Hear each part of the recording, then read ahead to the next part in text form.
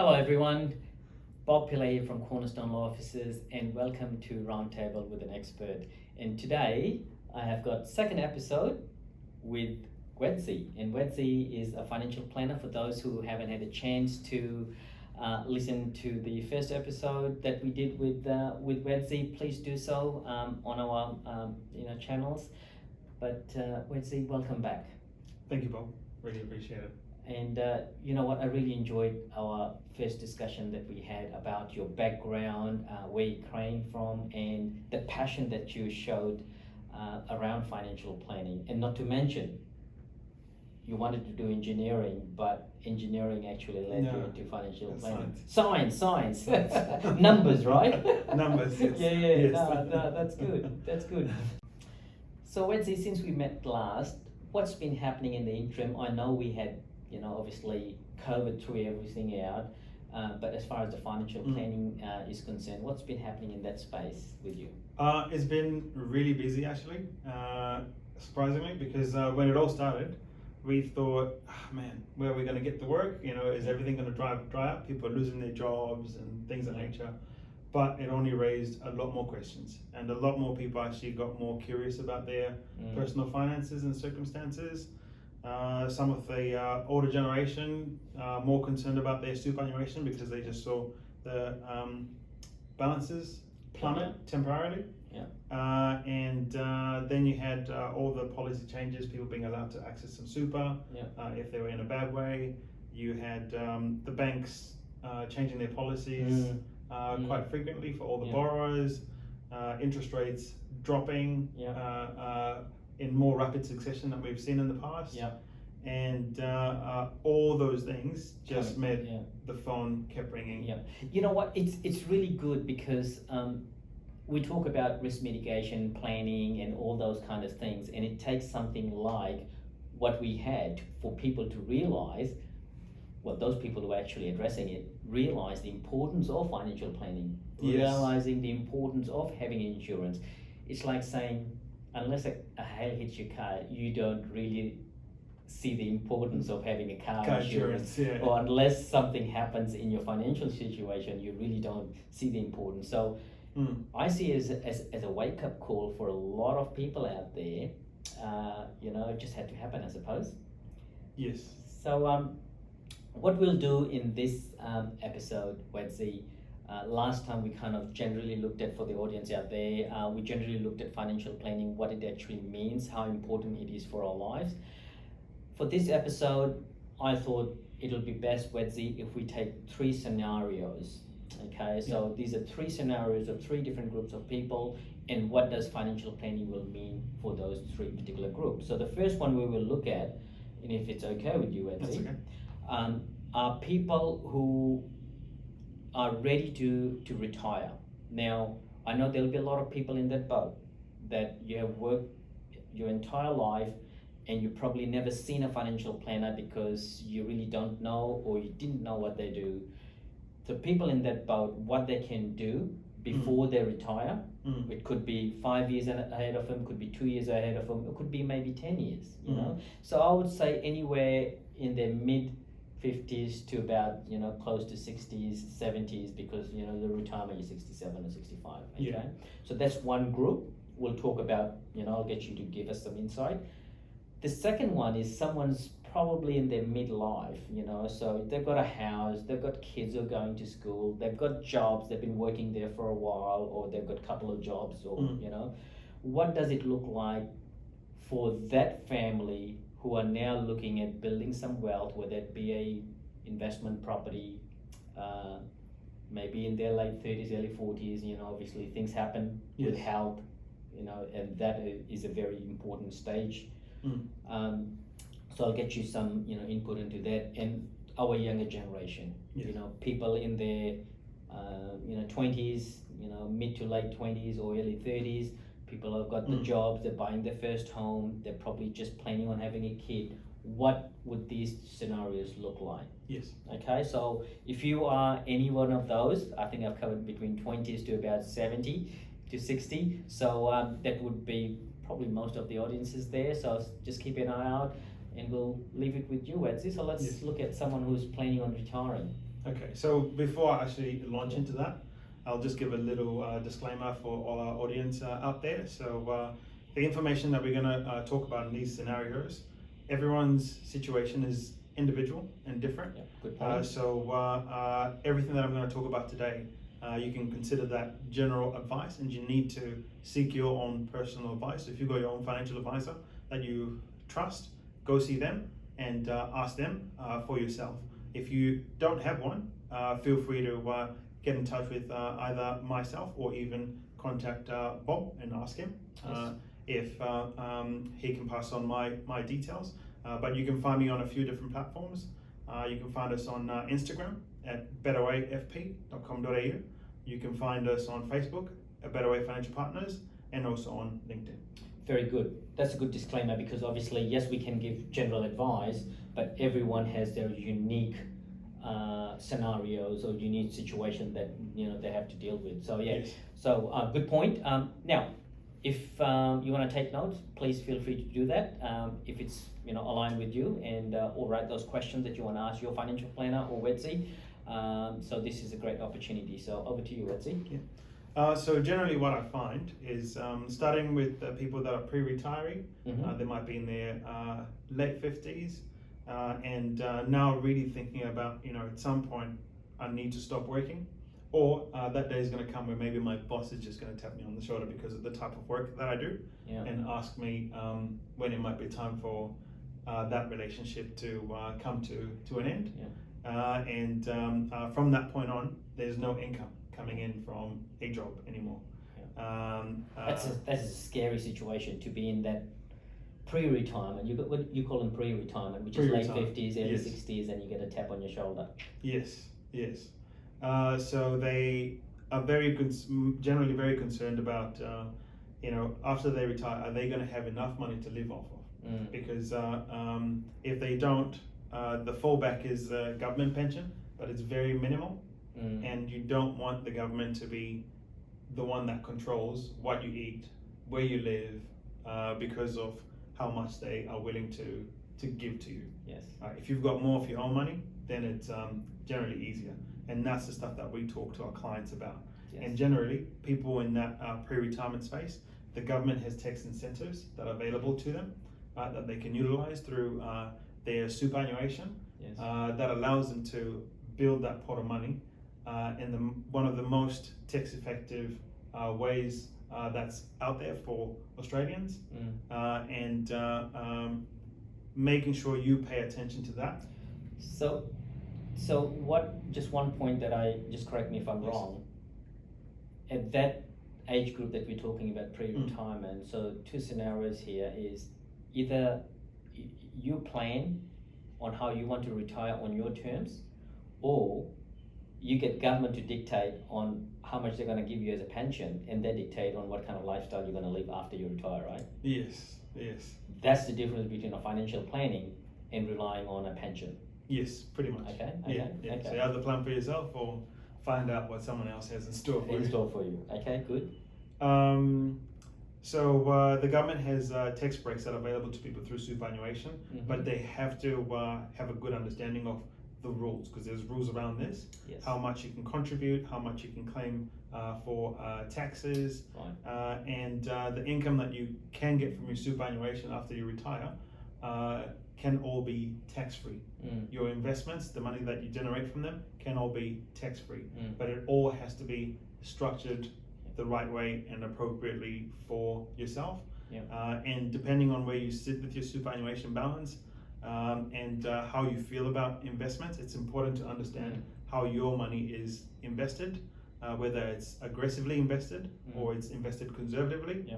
And we generally have a discussion with the clients about where they sit for themselves. It's a bit of an in-depth conversation that we'll have that will help us determine, okay, for yourself, for someone such as such and such, if you invest in this manner, this will work for you, or this is what the outcome will look like. You'll be able to maybe draw down a certain amount of income until this time frame. If you change that investment, maybe it might go a little bit further. But that's a conversation for the client and the financial planner. So I mean, this is probably a technical question, but Yeah. what is the average lifespan of people these days? Like, yes, we do retire like legally about 67. How long are people on an average basis live? According to the statistics, Yeah. the average person is living between 84 and 86, somewhere in that range. Right. So The women tend to live longer. Yeah. The men tend to die A little yeah. earlier. Okay. Yeah. So you still have, from the time you retire, you've got roughly about 20 years that you Yes. need to plan for Yes.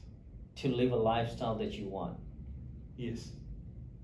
That is a serious question for the audience out there. If you're planning on retiring, you've got a 20 years of life. Obviously, we don't know what's around the corner for each and every one of us, but you know, we've got 20 years that we need to be able to plan, and that's why we need a good financial planner Yes. that can give you some of the options that may best be suited for you. Yes, definitely. That's when the reality or the rubber hits the ground, right?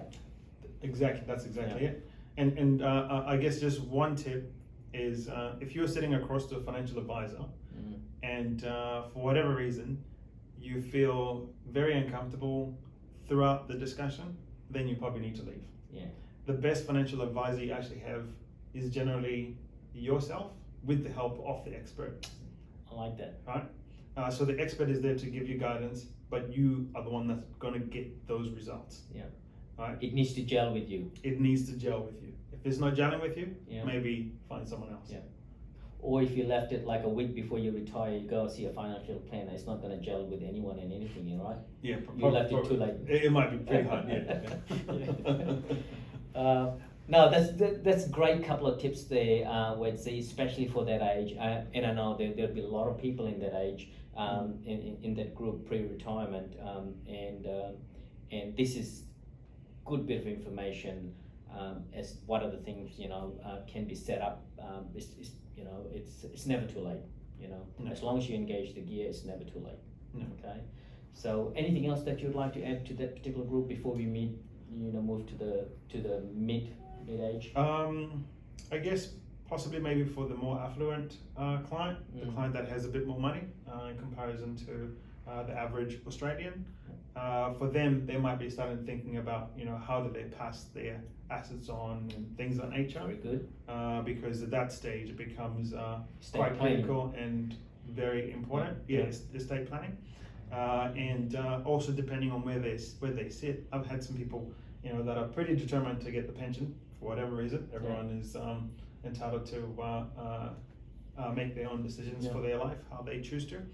And there's rules around how you can distribute those assets, so you can still qualify for some pension. Yes. I know most pensioners don't actually do it for the money in itself when it's that sort of scenario. Is generally because there's a lot of other benefits that actually come with that age pension that they get, like discounted rates, pharmaceutical benefits, and all sorts of things that they really want. So very important to plan for it. Excellent. And estate planning is very important. Obviously, we get people ringing us up to say, especially elderly people, we need a will done. We normally say will is just a documentation. Estate planning needs to be looked at holistically, and will is just one component of that. Yes. What happens if you lose capacity? Or will it really make that much difference? You got to look at not only one document, but you've got to look at your power of attorneys, whether it be specific or a general. You got to look at your advanced health directive. All those life kind of choices you got to make. So I'm glad you touched that, because it's all integrated. It's not on its own. It is. It's all integrated. The tax and accounting side of it, the financial planning, the legal side of it, the mortgage side of it, and even down to your grandkids. Yes. And so on. So yes, and people really, I feel, generally tend to undervalue that. Whether it's the thing of, I've had a conversation with one of my aunts, and she felt like she was dying because she was writing a will. Oh, yeah. Because she's planning for when she's gone. Yeah, right? And she's like, I'm not dying yet. Should I be doing this? Yeah. But it's one of those things that sometimes if it's not done, Yeah. it's gonna cost you so much more, cost Exactly. your family so much more, and so Yeah. many headaches, fights. Yeah. You know, sometimes families don't want to even see each other. We can after. tell you how much it is when people start contesting a will, or if Mm. it's not done properly and goes through, through probate. So Yes. So it's interesting. So thank you, Wedzi, for explaining that that group or that age group, which to me is a lot of people spend a lot of time, a lot of years, building their assets, spending hours and years at working and building something, and just that little bit, if they can prepare for it pre-retirement, would be an excellent opportunity for them for their next 20 odd years or so. Yes. Depending, we keep living longer, so Yeah. Yeah. The doctors keep getting better. Now to the next one, the middle. For those who are in their probably early 40s to about early 50s, or somewhere around there, or even late 30s. Yeah. What would be some of the advice would you be looking at? So for those ones, typically. Would you be getting insurance as well? Would that be a priority? I don't know. Yes. That's top priority. Yeah. Because for most people, they don't have enough money that if something goes wrong, someone passes away, gets disabled, and whatnot, that they've actually got enough money in savings to look after the family going forward. Yeah. They can barely maybe look after the family for 2 or 3 weeks. Yeah. If they lost their job today. Yeah. So for those people in that particular age bracket, generally you're looking at they're usually families. They probably have kids at that point in time. Yeah. A good number of them, if they're partnered or coupled, and they usually are thinking about their mortgages as well. Yeah. Because usually, that's when they're paying down their mortgage. They're well into their careers, probably doing relatively well. Well, yeah. And set in what they're doing. The main issues that I find is how they manage their debts. Yeah. Because if they don't manage that well, you find a lot of people actually have to sell their house when they get to retirement because they can't afford to. Can't afford to keep it. They can't afford maintain it. to keep it. Yeah. And there's sometimes depending on their level of income, there might be some tough choices that they have to make. Whether they have to start really thinking about maybe cutting back on certain things that might not be necessary, so we can get rid of this debt. Yeah. Some may have a little bit more disposable income, and it's how do they invest it tax effectively, because they keep paying so much money in tax, Right. Because of what they're earning, and if they don't invest it wisely, then that tax bill just keeps growing. So the strategic planning, tax planning, then becomes really key. So tax planning in this particular age group is kind of like the core of planning, right? Yes, Yeah, okay. yes. And also, you raised the point about the kids, the insurance, correct, things of that nature. Yeah. Because if you've got a mortgage, right, and something happened to you and you couldn't work, you couldn't earn the money, the bank is not going to be understanding of that situation. They'll just come in and they'll sell the house if you can't maintain the mortgage, it's gone. Yes, and that's why the insurance is important to make sure that the family can keep the family home, the kids can continue to go to the school that you've chosen for them to, and the family is still provided for. If there's one surviving member of that couple, then they are freer to spend more time with the kids if they have to, because the other party's not there anymore. That's good points, especially we're talking people, majority of the working class people now, and yes, you never know what's guaranteed. You never know what's around the corner. So we commute, we travel. We have high risk job, our health situation. So if you're out there and you're considering all this in this age group, you've got to look at what are the options of protection, and a lot of people don't really think about it. They think they've got a mortgage, they're healthy now, everything's going to be rosy. In 25 years time I'll pay the mortgage. But what happens if something does happen? Yes. That would be a very traumatic event when you have to lose a house. You've not only lost your job because you don't you have, you lost capacity, whether because you have a heart attack or you lost a limb. Yes. And these are real. If it's hitting you straight here, you need to do something about it, because you just never know. You just never know. Yeah. And it comes back down to that estate planning as well. Because I've seen lots of scenarios where younger people have passed on, and there's a family that needs to be looked after, that they were supporting and things of that nature, and now all that income is gone. And if things are not structured right, someone else comes and grabs the money, and you've got these people that are really in need, that you really, really wanted to take care of, and you haven't done those wills and things of that nature. It's problems. So, the other thing, Wedzi, obviously education plays a big component in this, the whole understanding of what financial planning is. A lot of people would say, hey, listen, Bob, I don't need to worry about any insurance. I've got super, and apparently there's a section there, and super covers,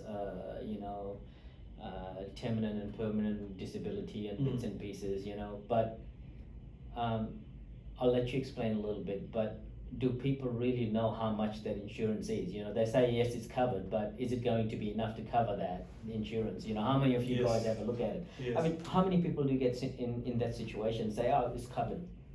There's a lot of them, and they don't realize what's actually happening with that insurance as well.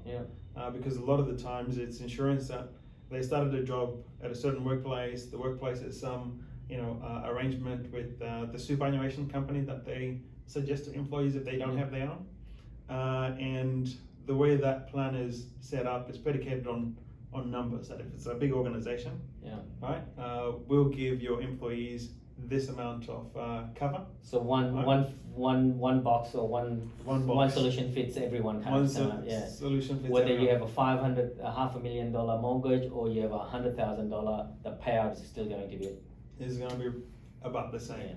And the level of insurance also sometimes reduces as you get older. Yes. And sometimes let's say if you start working in your 20s, in your 30s you might actually need more insurance, because now you've got family. You've got a mortgage probably. And there might be a whole range of other responsibilities that you now have. Right, to look after, because as your pay rises, generally we tend to spend more, and we improve what surrounds us, and If you're in that age group and you are getting your super statement, do me a favor, go dig it out and have a look and see how much is covered for your life or disability or those kind of insurances, and don't be surprised. So that's a good point. That's an action for the audience out there. That's a very crucial age group, that one there, Wedzi. So thanks for explaining a little bit. Is there anything more that you want to touch on that particular age group before we look at our younger? I think we've covered a good part of it. So to me, the points that you mentioned is tax planning is the important one. You got to look at your insurance.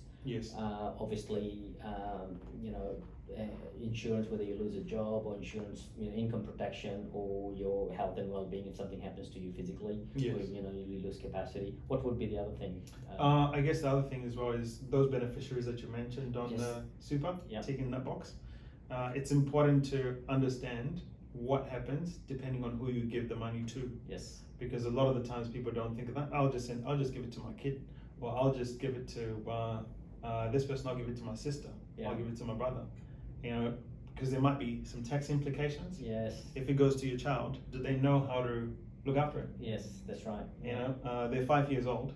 They receive, let's say they've got $500,000 of insurance. How are they going to manage it? Good point. Whose hands is that money actually going to be in? And that's where the estate planning side needs to kick in and combine it and glue it all together. Good point. So now to our last audience, and hopefully you guys are enjoying it. You haven't fallen asleep. You're taking notes, and you're writing some questions to send it to us, to pass it on to Wedzi and so on. So our last topic obviously is our last audience, which is the younger group. So we're looking at people in their mid-20s to about late 30s, or even early 30s. These are people who've got a good job, they're buying, or they bought their first place. Now they're looking at an investment property and having a kid or two. What would be a couple of really good pointers for them? I guess first off, if they're looking to buy a house, they need to be considering, you know, how much they need to. They need to be considering how much they need to save. They need to be considering who they get that mortgage from. Because there's heaps of mortgage solutions, and the people that are selling property understand that it's usually an emotional purchase for those young people, because they're so excited to just get into their first home. Yes. Right, they will do anything to get in there, and that might lead to having interest rates that are like 2% higher than what you should be paying. Right, and if you think about a $400,000 mortgage, that's $8,000 more that you're paying. That if you did it correctly, you wouldn't have to pay. That would be money that you spend on your family, spend paying down the mortgage and getting rid of it, so you get the bank off your back. They also need to be thinking about their insurance as well, because they've got a long working life. Yes. Right? And that's a lot of income that they're going to earn, and everything is just predicated on their health. Health is really wealth, because if you're not healthy, then your employer probably doesn't want you in that workplace. And to provide for their young families to pay off that mortgage, that insurance is going to be important. The other thing that they probably need to consider is really look at, you know, the ins and outs of what they're spending and where they spend it. So they're those good habits. Budgeting, you know, the spending budget. I suppose when we're young, you know, we want to get the shiny, brighter, faster, quicker things, but obviously we need to look at the impact of having those, or what will happen in the mid and the retirement age, right? Yes, pretty much. Because you find a lot of those younger people, they want to travel and do all the exciting stuff, or they which is okay. We're just got to plan for it. Exactly, pretty much. And I think those are probably the main things. Yeah. Okay, very good. Now, if with that particular group, I know a lot of, if it was me back in those days, I would say I still have 30, 40 years of, you know, work life ahead of me. I'm still fit and healthy, so I don't really need to worry about insurance. What would be, you know, give me a scenario or two where, you know, you ran into situations with the clients, without obviously naming names, that, you know, and what would it be? That is usually the attitude. I've got two contrasting clients. Right, I've got one client that when we talk about things and they want to plan, they're really serious about it, and they do everything that they're supposed to. We've got another client that doesn't necessarily do what they say they're going to do. They come in and they've got all the big talk, they say all the right things, but when it comes to the action, they don't actually take the action. And you can see, like, in a matter of sometimes it's even a matter of months, sometimes it's a couple of years, you see the one that listens is already in their house. The one that doesn't is still stuck. It hasn't and, engaged the gear. And you can come up with all sorts of reasons for not doing things, right? But where it lands you when things go wrong is a very bad place. And then if you fast forward 10 years, you can see the difference is massive. It's worlds apart. Right? So if you say you're going to do something and you engage an advisor, right, really take that advice seriously, because it only works if you take the action. Take the action. So 12 months will have a huge impact in 10 years' time, or lack of action in 12 months would have a huge impact in 10 years. In 10 years' time. I've seen it, and I've seen, like, people come in and both have an aspiration to buy a house. Right, but one takes action, one doesn't, and then in 12 months, one has a house, one doesn't even have the savings to do it. Well, that's a good advice there.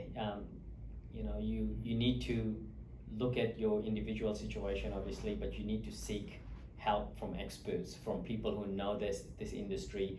Yes, there's a lot of information out there. We can read, we can watch, we can listen to a lot of information, but unless you sit down in front of someone and go through your individual scenarios with an expert like yourself, Wedzerai, or whatever area it may be, you really don't have the opportunity to really look at yourself in the mirror, like financially wise, or, you know, your future wise. So I know this was a long episode, but I really Mm. wanted to touch those three important groups of people, which makes our entire life, obviously, Yeah. From starting work to retirement.